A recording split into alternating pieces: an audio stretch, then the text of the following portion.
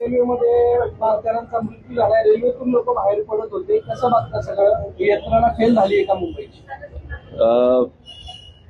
Railway अपघात म्हणजे जे गेले आता रेल्वे अपघातामध्ये गेले हे दुर्दैव आहे, त्याच्याबद्दल काही प्रश्नच नाही. परंतु रेल्वेमध्ये, मुंबईच्या रेल्वेमध्ये रोजच्या रोज अपघात होत आहेत. असं मला नाही वाटत एकही दिवस असेल की रेल्वेमध्ये अपघात नाही झालाय, कोणाचा हात नाही गेलाय, कोणाचा पाय नाही गेलाय, कोणी गेलेलंच नाहीये, असं एकही दिवस गेलेला नाहीये.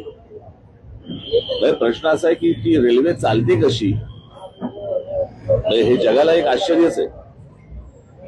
खरं तर अनेक वर्ष याच्यावरती अनेकदा मुंबईतल्या लोकांनी हा गोष्ट केंद्र सरकारला सांगितली की त्याच्यासाठी एक वेगळं महामंडळ तुम्ही करा, ते रेल्वे मंडळच वेगळं करा. कळलं का? अजूनही काही होत नाहीये त्या सगळ्या गोष्टींसाठी. आणि रेल्वे मुळात एक गोष्ट आपण बघितली पाहिजे याच्यातनं की या शहरांचं, सगळ्याच आपल्या शहरांचं काय झालंय. नुसता हा रेल्वे पुरता मध्ये विषय नाहीये. मी त्या दिवशी माझ्या एका मुलाखतीमध्ये पण मी सांगितलं होतं की हा सगळ्या शहरांचा आपल्या विचका झालेला आहे. एक तर रिडेव्हलपमेंटच्या नावाखाली रस्ते नाहीयेत आणि नुसत्या उंच उंच इमारती उभ्या राहत आहेत या सगळ्या ठिकाणी. आणि रस्ते नसल्यामुळे पार्किंगची व्यवस्था नाही, पार्किंगची व्यवस्था नाही म्हणून ट्रॅफिक अडला जातो.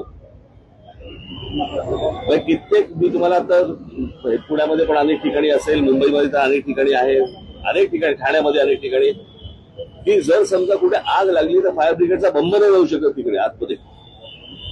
अशी आपली सगळी शहरांची अवस्था झालेली आहे. कोणी शहराचं प्लॅनिंग म्हणून मागे म्हटलं होतं की टाउन प्लॅनिंग नावाची काही गोष्टच नाही आपल्याकडे.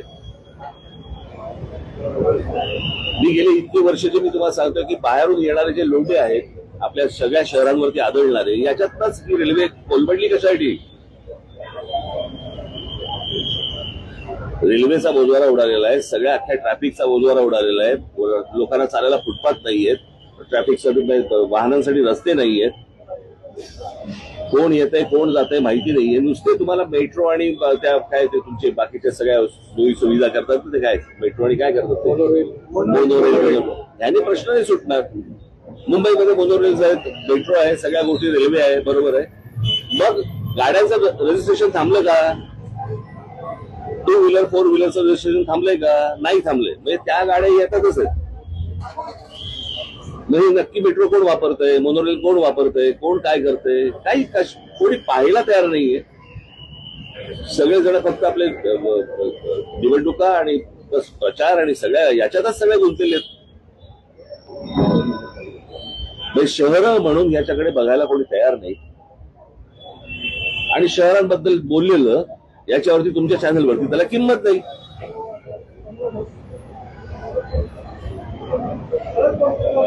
म्हणजे गेले अनेक दिवस जे राज ठाकरे, उद्धव ठाकरे कधी एकत्र येणार ह्याच्या जेवढ्या बातम्या लावल्या तेवढा काळ तुम्ही ह्या जे मृत्यू गेलेले आहेत लोक आता रेल्वेमध्ये तेवढं लावणार आहात का? आपण कशाला महत्व द्यायचंय, कोणत्या गोष्टीला महत्व द्यायचंय हेच समजेल असं झालंय सगळ्या गोष्टींमध्ये. जर या शहरांच्या गोष्टी, तुम्ही सगळे शहरामधले पत्रकार आहात, तुम्ही या शहरातल्या गोष्टींकडे जास्त फोकस करा. सरकारचं लक्ष कसं जाईल या गोष्टींकडे याचं तुम्ही ह्याच्यावरती लक्ष दिलं पाहिजे तुम्ही. बाकी सगळ्या गोष्टी फार मामूली आणि इतर सगळ्या किरकोळ गोष्टी आहेत. जे काय राजकारण चाललं, तुला काय वाटतं, तुला काय वाटतं, तुला काय वाटतं. दुर्दैव आहे. मला असं वाटतं केंद्र सरकारने या गोष्टींकडे लक्ष दिलं पाहिजे, तातडीने लक्ष दिलं पाहिजे. ती रेल्वेमध्ये त्या प्लॅटफॉर्मवरती रोजची जर समजा तुम्ही गर्दी बघितली तर लोक आतमध्ये कसे शिरतात आणि कसे बाहेर येतात. रेल्वेने प्रवास मीही केलेला आहे. कॉलेजमध्ये असताना मी 2 वर्ष बिहारमध्ये प्रवास करायचो, त्याच्यामुळे मला माहिती आहे रेल्वेचा प्रवास काय असतो. आणि रेल्वे स्टेशनवरती गर्दी त्यावेळेला गर्दी खूप कमी असायची तशी. पण ज्या प्रकारचे आपण रेल्वे प्लॅटफॉर्म बघतोय आता, तुम्ही संध्याकाळी तुम्ही मुंबईचा प्लॅटफॉर्म बघून दाखवा, तुम्ही आज शिरून दाखवा मला त्या ट्रेनमध्ये.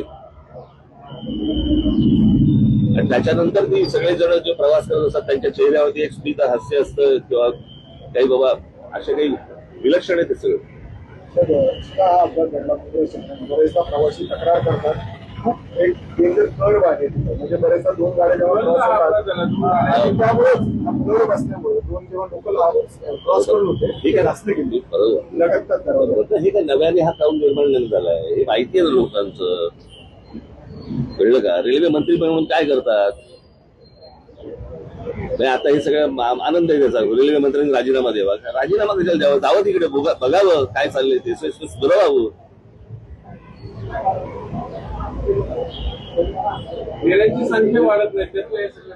अहो तुम्ही एकदा मुंबईच्या रेल्वेमध्ये प्रवास करून बघावं, मग तुम्हाला कळेल मी काय म्हणतो. रेल्वे ऍडमिनिस्ट्रेशनचं म्हणणं याच्यावरती त्याचा क्लोज एसी लोकलला होती, मग ते फिजिबल वाटतं. अहो कसे माणसं राहतील आतमध्ये दूध भरून भरतील, किती गर्दी असेल कल्पना आहे का तुम्हाला? म्हणजे त्याची एक जागा बाबा बाहेर पडण्यासाठी पाहिजे, एक जागा आत जाण्यासाठी पाहिजे, काही नाही. जिथनं बाहेर पडतायत तिथनं आत जातायत. तर ज्याला उतरायचंय तोच परत पुढच्या स्टेशनवर जातोय.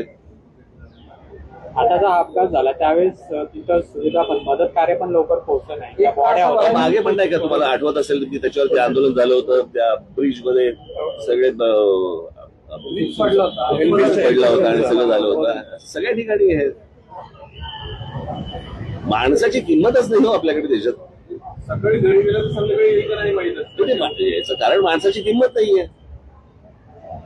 हीच गोष्ट जर समजा जगात कुठेही घडली असली ते कसे बघतात त्याच्या गोष्टींकडे?